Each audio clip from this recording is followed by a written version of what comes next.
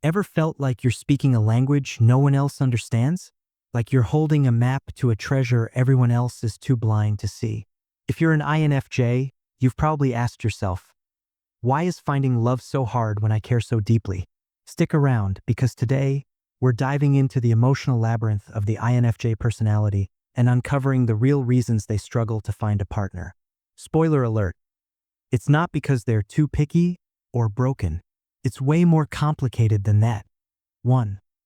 The INFJ paradox, craving depth in a world of small talk. INFJs aren't the type to settle for surface-level conversations.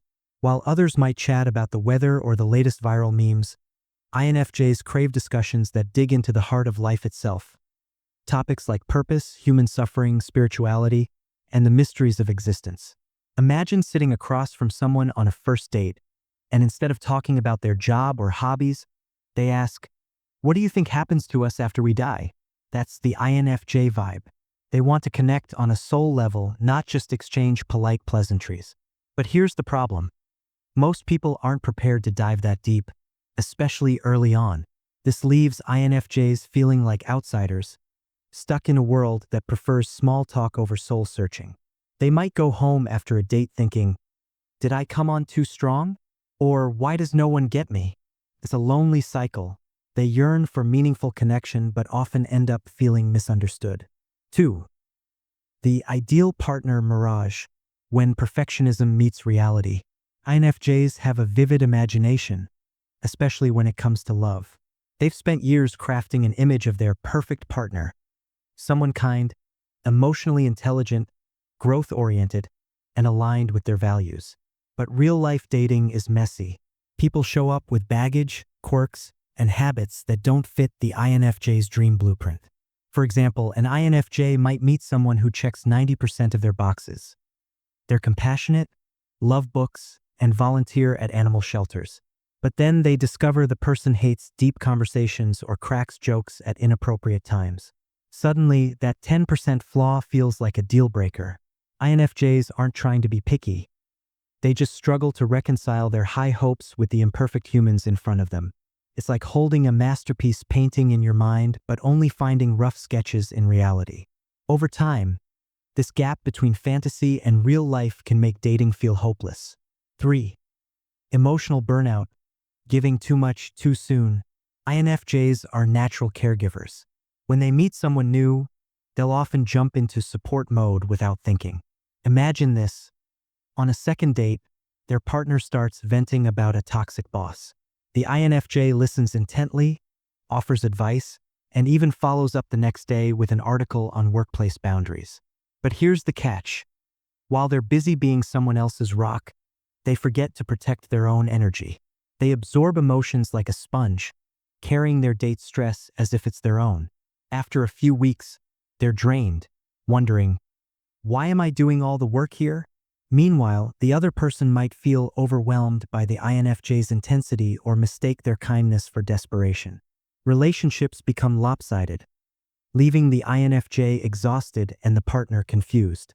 It's a recipe for burnout and ghosting. 4. The fear of vulnerability. If you knew the real me, INFJs are experts at wearing masks. They'll write heartfelt letters, remember your childhood traumas, and cheer you on during tough times. But ask them to open up about their own fears or flaws. That's where they freeze. Deep down, many INFJs worry, if I show my messy side, they'll run away. So they hide behind a facade of strength and wisdom, afraid to admit they're just as insecure or confused as anyone else.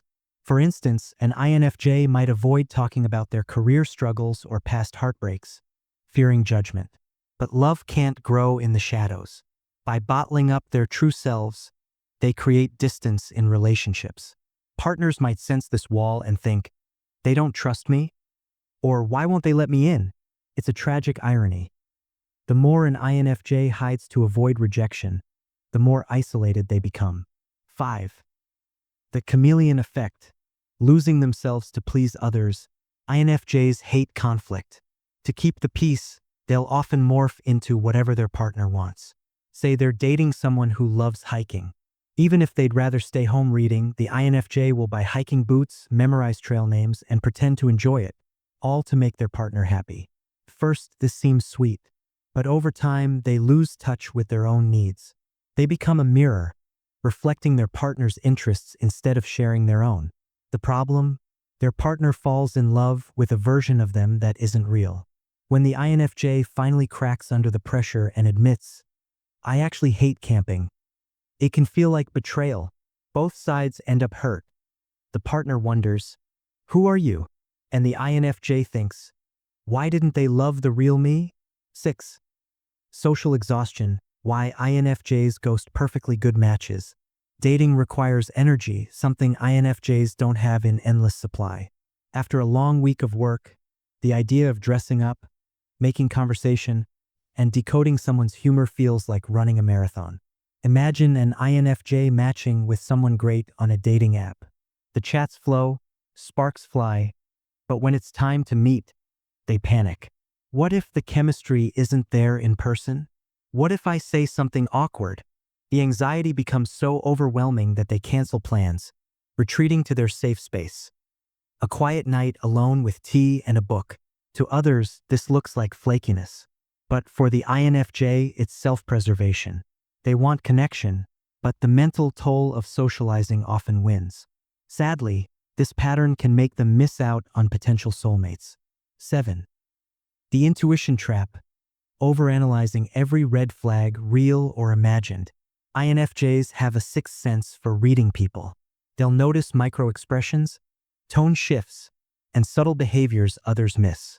But this superpower can backfire in dating.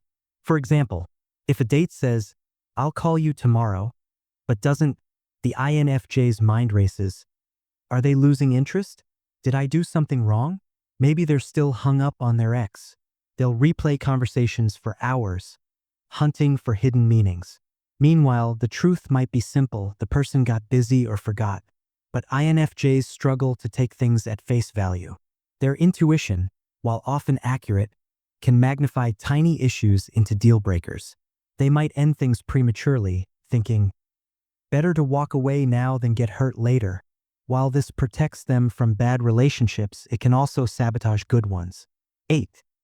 The savior complex. Falling for projects, not partners. Many INFJs are drawn to people who need fixing. They'll meet someone with unresolved trauma, a lack of ambition, or self-destructive habits and think, "I can help them heal." For example, they might date a partner who's stuck in a dead-end job, pouring energy into motivating them to go back to school. At first, it feels rewarding, like they're making a difference. But over time, the relationship becomes one-sided. The INFJ becomes a therapist, not a partner, and resentment builds. They'll think, "Why aren't they trying harder?" while the partner feels suffocated by expectations. Healthy INFJs learn to spot this pattern and seek equals, people who inspire them instead of needing rescue. 9. Cultural mismatch. When society doesn't value sensitivity, modern dating culture often rewards extroversion, confidence, and humor. Think flashy Instagram profiles, pickup lines, and no-strings-attached hookups. But INFJs? They're quiet, introspective, and value emotional intimacy over casual fun. Swiping through dating apps feels like browsing a catalog of people who care more about gym selfies than philosophy. They might write a heartfelt bio about their love for poetry or social justice, only to get zero matches. Society tells them they're too serious or too deep, forcing them to water down their true selves to fit in. This cultural clash leaves many INFJs feeling alienated, wondering if they'll ever find someone who appreciates their depth. 10. The timing dilemma. Right person, wrong decade. INFJs often mature faster emotionally than their peers. At 25, they're ready for marriage, deep conversations about life goals, and building a meaningful future. But their dating pool, filled with people who still want to party, travel aimlessly, or see where things go. Imagine an INFJ woman in her late 20s dating a guy who says, "I'm not sure if I believe in monogamy." Her heart sinks. She's been ready for commitment since college. This mismatch in life stages leads to frustration. They either settle for someone who isn't on their wavelength or wait years for others to catch up, all while watching their friends pair off. 11. The escape hatch: how INFJs sabotage healthy relationships. Even when an INFJ finds a loving, compatible partner, self-sabotage can creep in. They'll hyperfocus on minor flaws, like how their partner chews too loudly or hates their favorite movie. Subconsciously, they're looking for excuses to bolt before they get too attached. Why? Because deep connection scares them. If they've been hurt before, vulnerability feels dangerous. So they pick fights, withdraw emotionally, or invent reasons why it'll never work. It's a defense mechanism. If I leave first, I can't get hurt. Sadly, this pushes away partners who truly care, leaving the INFJ wondering why they're still alone. 12. The loneliness loop: no one gets me, so why try? After years of failed relationships and misunderstandings, many INFJs develop a defeatist mindset. They tell themselves, "I'm too weird for love," or "I'll never find someone who gets me." This belief becomes a self-fulfilling prophecy. They stop putting themselves out there, decline dates, and isolate further. Friends might say, "You're too picky," but the INFJ feels defeated.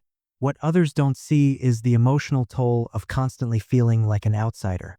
Over time, they settle for solitude, convinced that love isn't meant for them, even though their ideal partner could be one honest conversation away. Conclusion: being an INFJ in the dating world is like trying to fit a symphony into a kazoo. It's awkward, exhausting, and rarely hits the right notes. But here's the truth: INFJs aren't doomed to loneliness. Their depth, empathy, and vision are gifts, not flaws. The key is to balance idealism with self-compassion, to seek partners who cherish their complexity instead of fearing it. So if you're an INFJ, take heart. Your person isn't just out there, they're searching for someone exactly like you. And when you meet, it'll be worth every mismatched date, every overthought text, every moment you spent refusing to settle. After all, the best love stories aren't written by those who fit in, but by those brave enough to stand out.